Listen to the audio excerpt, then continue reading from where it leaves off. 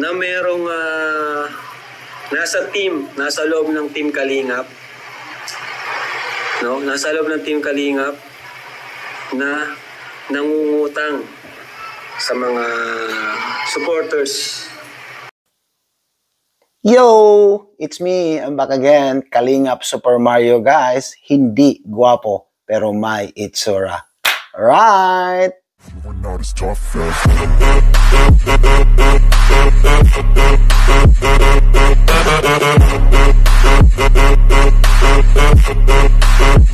Hindi ko nagustuhan itong nakarating sa akin. Hindi ko nagustuhan itong nakarating sa akin. Isang partners ng Team Kalingap nakapagbigay sakit ng ulo kay Kalingap Rab. Pero bago yun ay pag-usapan muna natin mga Kalingap ang mga magaganap ngayong buwan ng December mga Kalingap. Na-postpone na nga ang planong lakad papunta sa Singapore ngayong buwan ng December. Mga dahilan ito ang isa sa mga dahilan mga Kalingap. Matagal na rin kasi ang EDSI at sila sana ang pinakaunang makakasama doon sa bakasyon sa Singapore mga Kalingap. Dahil palagi na lang na hindi makasama si VNC at nang dahil na rin sa kanyang mga papers sa pag-travel nila ay kulang pa nga ito mga Kalingap. At pangalawang dahilan napakamahal rin ng pamasahe ngayon lalong-lalo na sa buwan ng December. Marami kasi ang magsisiuwian ngayong buwan ng December na mga OFW at isa ito sa mga dahilan na mataas ang pamasahe kung on the spot ang bakasyon.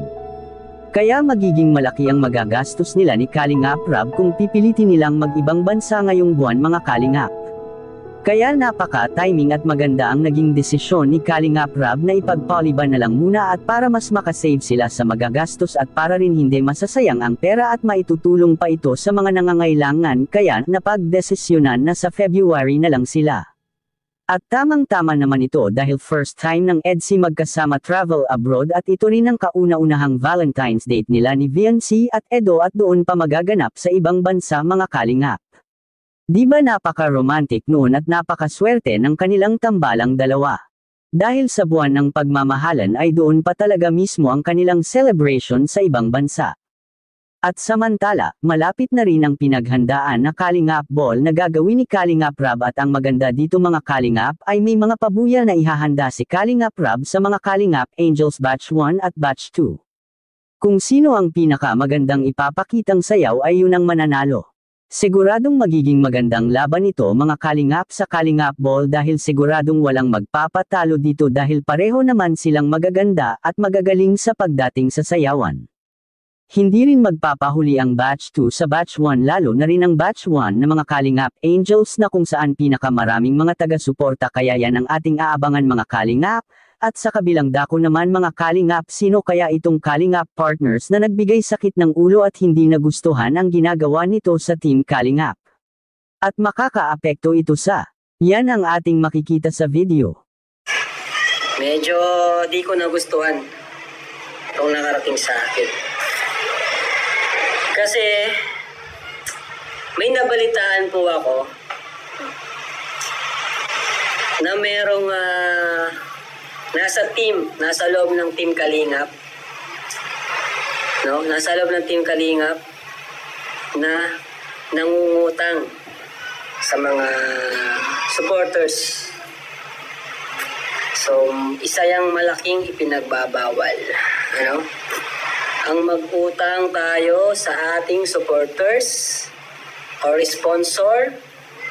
Sa kapwa natin vlogger, pwede, no? Pwede yan. Utang tayo. Pero yung sa supporters, sa mga fans, viewers, nako, pangit po yan. Mangutang tayo sa kanila. Ano? Kasi nakakahiya po yan. Sa amin po yan magre-reflect. Kasi unang-una, nagbibigay naman po ako ng sahod, allowance, and tapos, syempre may channel din naman. Di ko alam kung bakit nangungutang, ano ba yung nangyari. May sakit ba? Emergency ba? So, kung may kailangan, sabihin lang sa akin o sa mga kasamahan natin dito para kami yung makatulong. Go, go, go.